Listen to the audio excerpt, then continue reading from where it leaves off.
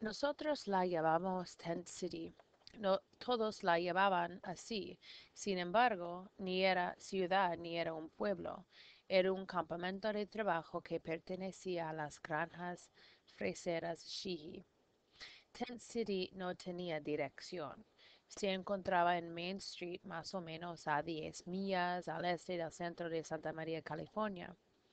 Cerca de media milla hacia el este se encontraban cientos de acres de fresa pertenecientes a parceros japoneses y cosechados por la gente del campamento.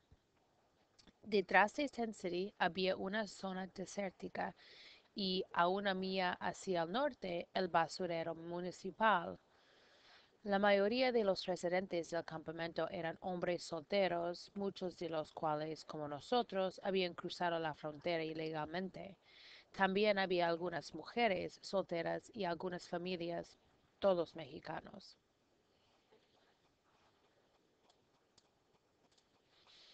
Mamá ya estaba encinta cuando nos mudamos de Corcoran a Tent City, a finales de enero, después de que la cosecha del algodón había terminado. Para mayo, cuando la cosecha de la fresa comenzó, le quedaban pocas semanas para dar a luz.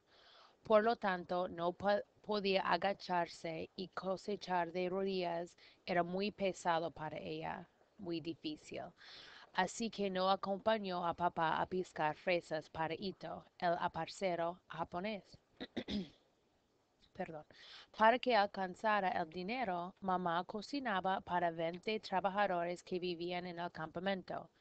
Ella les preparaba sus almuerzos y les tenía la cena lista para cuando regresaban de cosechar fresa al fin del día. Tenía que levantarse a las 4 de la mañana los 7 días de la semana para hacer las tortillas de ambas comidas. Los fines de semana y durante todo el verano, Roberto y yo le ayudábamos. Después de que papá salía al trabajo, Roberto le ayudaba a hacer los tacos que yo envolvía en papel encerrado y ponía en bolsas de papel. A las 11:30, Roberto llevaba caminando los 20 almuerzos en una caja y se los entregaba a los trabajadores, a quienes los aparceros les daban media hora para almorzar. Cuando Roberto regresaba, él y yo lavábamos los platos en una tina grande de aluminio y cuidábamos a Trampita, nuestro hermano menor, mientras mamá tomaba una siesta. Cerca de las 3, ella comenzaba a hacer la cena, que se servía entre las 6 y las 7. Después de la cena, Roberto y yo otra vez lavábamos las ollas y los platos mientras mamá le daba de comer a Trampita. Los sábados, mamá hacía las compras de provisiones para toda la semana. Ya que no teníamos refrigerador, papá iba cada tercer día al pueblo a comprar un bloque grande de hielo que envolvía en una arpillera y lo colocaba en un hoyo que había cavado en el suelo a la entrada de nuestra carpa. El agujero era el doble de tamaño del bloque de hielo, dejando espacio en los cuatro costados y en la parte superior para que las cosas se mantuvieran refrigeradas.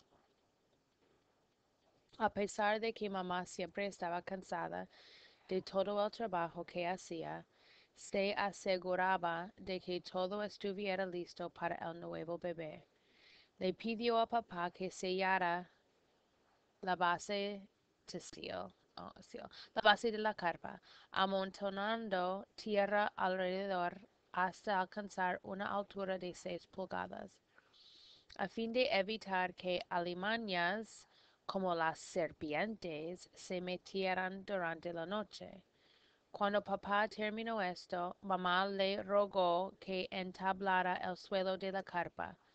Papá asedió y todas las tardes, al empezar a oscurecer, después de llegar a casa del trabajo, nos enviaba a Roberto y a mí al basurero municipal a buscar madera de desecho para el piso.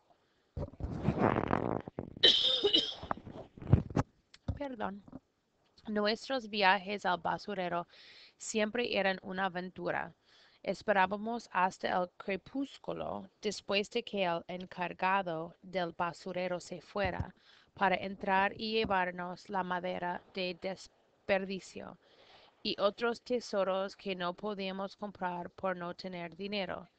Cuando el encargado se iba a casa todas las tardes, dejaba bajo llave en una improvisada caseta los artículos de mayor valor como ropa usada, repuestos automotrices y lámparas con pantallas rotas. Las piezas más grandes, colchones, muelles de resortes y muebles rotos, él las dejaba recargadas en la pared del almacén. Además de recoger madera, yo también coleccionaba libros que esperaba leer una vez que aprendiera a hacerlo. Mis favoritos eran los que tenían figuras. Un día ya entraba la noche. Cuando creíamos que el encargado se había ido, Roberto y yo entramos al basurero. El encargado, que estaba escondido detrás de un montón de basura, nos correteó gritando y maldiciendo en un español mocho. Nos asustó muchísimo y regresamos a casa con las manos vacías, pero aún así volvimos muchas veces más hasta completar la madera suficiente para el piso. También nos llevamos pedazos de linóleo de diversas formas y colores para cubrir los agujeros y las astillas. El piso parecía una colcha de muchos colores. En uno de nuestros viajes encontramos una caja grande de madera que convertimos en cuna para el nuevo bebé. Mamá cortó en dos una cobija militar de color verde y forró la caja. Hizo una almohada con el relleno de un colchón viejo y con manta de una bolsa de harina. Mamá se aseguraba de que la puerta de entrada estuviera siempre cerrada para que no entrara el hedor o el humo del basurero del campamento que estaba enfrente de nuestra carpa, como a 20 yardas de distancia. Era un hoyo rectangular cavado en la tierra, de 6 pies de largo por 4 de ancho y 3 de hondo.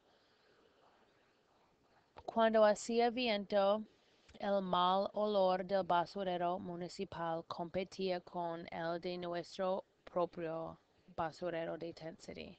Los hijos más grandes de los vecinos mataban víboras y las arrojaban allí cuando había basura quemándose para verlas retorcerse y chirriar bajo el calor. Yo no podía entender por qué ellas se torcían y se enroscaban en el fuego después de muertas. Era como si el fuego tuviera el poder de revivirlas. Una vez, Trampita se cayó en el hoyo del basurero. Roberto lo sacó. Afortunadamente, el hoyo no tenía basura quemándose. A partir de ese día, papá no nos dejó jugar cerca de allí. Cuando el bebé al fin nació, Roberto, Trampita y yo estábamos bien emocionados de verlo, especialmente porque todos habíamos trabajado tan duro para que todo estuviera listo para él. Papá y mamá lo nombraron Juan Manuel, pero todos lo llamábamos Torito, porque había pesado 10 libras al nacer. Tenía la cara redonda, regordeta y el cabello rizado de color café. Creo que el apodo de Torito le quedaba muy bien porque tenía mucha fuerza en las manos. Cuando yo ponía 2 de mis dedos en su manita, él los apretaba, y si yo quería retirarlos, él no los soltaba y tiraba pat- pataditas para adquirir mayor fuerza. Cuando mamá le daba el pecho, Torito cerraba los ojos y jugaba con el cabello de ella. Cuando yo le cambiaba el pañal, lo hacía reír haciéndole cosquillitas en la pancita.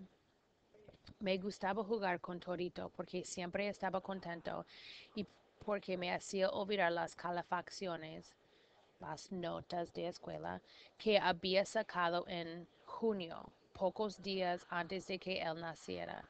La señorita Scalopino, mi maestra de primer grado, dijo que yo tenía que repetir el año porque sabía muy poco inglés.